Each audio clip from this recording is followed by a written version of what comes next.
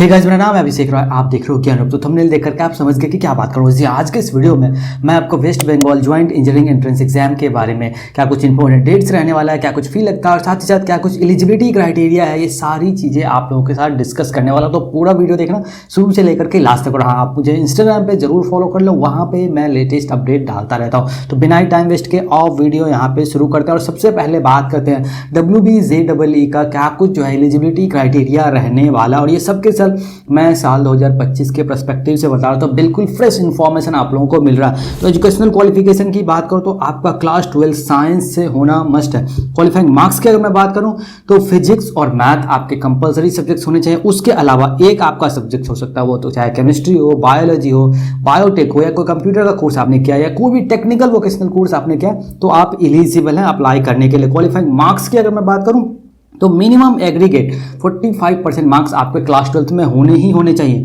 वहीं पे अगर आप रिजर्व कैटेगरी से आते हैं, यानी कि आप SC कैटेगरी से आते हैं, ST कैटेगरी से आते हैं या OBC कैटेगरी से आते हैं, तो मिनिमम 40% अगर मार्क्स है आपके क्लास 12 में, तब पर भी आप एलिजिबल हो यहाँ पे अप्लाई करने के लिए। पासिंग ईयर की बात करूँ तो अगर आपका क्लास 12 2023 में क्लियर हुआ है या 2024 में क्लियर हुआ है, तो आप एलिजिबल है इस फॉर्म को फिल करने के लिए। वहीं पर बात करें अगर अपीयरिंग कैंडिडेट का, यानी कि आपका क्लास 12 जो है ना 2025 में क्लियर हो रहा है, तब पर भी आप इस फॉर्म को फिल कर सकते हैं, बट आपको एज अपीयरिंग कैंडिडेट अप्लाई करना पड़ेगा। एज रिस्ट्रिक्शंस की बात करूं तो आपका जो है ना एज 17 ईयर्स होना ही होना चाहिए एज ऑन 31 दिसंबर 2025। ये मैं आप लोगों के लिए इसको जो है हाईलाइट भी कर देता हूं। ये तो ये आप जरूर ध्यान रखना कि आपका एज जो है ना 17 ईयर्स होना ही होना चाहिए। अब बात करते हैं कि WBC 2025 में क्या कुछ एप्लीकेशन फॉर्म फी लगता है। तो अगर आप जनरल कैटेगरी से ना, तो अब मेल में 500 रुपये का लगेगा और फीमेल में 400 रुपये का फॉर्म फी लगेगा। वहीं पर अगर आप SC कैटेगरी से आते हैं, ST कैटेगरी से आते हैं या OBC कैटेगरी से आते हैं या EWS कैटेगरी से आते हैं, तो आपको जो है ना मेल में 400 रुपये का लगेगा और फीमेल में 300 रुपये का लगेगा।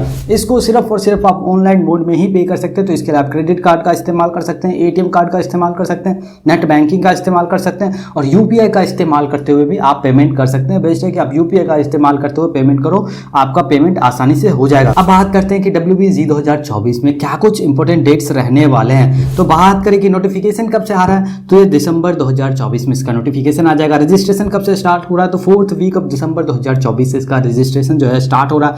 लास्ट डेट बात करूं अप्लाई ऑनलाइन अप्लाई करने की और जो है फी पेमेंट के लिए, वो 1st वीक ऑफ फरवरी 2025 का रखने वाला है। करेक्शन फैसिलिटी की बात करूं कि करेक्शन विंडो कब से ओपन हो रहा है, तो वो 2nd वीक ऑफ फेब 2025 से ओपन हो रहा है। बट ध्यान रखना कि आप जब भी करेक्शन करने जाएंगे, आप अपने प्राइमरी डेटा को करेक्ट नहीं कर पाएंगे। जब मैं A to Z वाला वीडियो बनाने जा रहा हूं, अगला वीडियो वही होगा, तो उसमें मैं आपको क्लियर कर दूंगा कि प्राइमरी डेटा क्या है, सेकेंडरी डेटा क्या है। ध्यान है कि आप प्राइमरी डेटा एडिट नहीं कर पाएंगे। वहीं पर अगर बात करें कि एडमिट कार्ड कब से इनका रिलीज हो रहा है, तो ये 3rd वीक ऑफ अप्रैल 2025 से हो रहा है। और एग्जाम की बात करूं WBC 2025 का एंट्रेंस एग्जाम का, तो वो 4th वीक ऑफ अप्रैल 2025 में वो एग्जाम जो वो कंडक्ट करा जाएगा। बट एक बात आपको ध्यान रखना कि जितनी भी डेट्स मैंने आपको बताई है, सबके सब टेंटेटिव डेट्स हैं, अभी रियल डेट नहीं आया। जैसे रियल डेट आएगा वो भी मैं वीडियो डाल दूंगा, आपको मिल जाएगा। तो चैनल सब्सक्राइब करके बेल आइकन क्लिक कर लो और मुझे इंस्टाग्राम पे फॉलो कर लेना, मेरा हैंडल है ज्ञानरूप।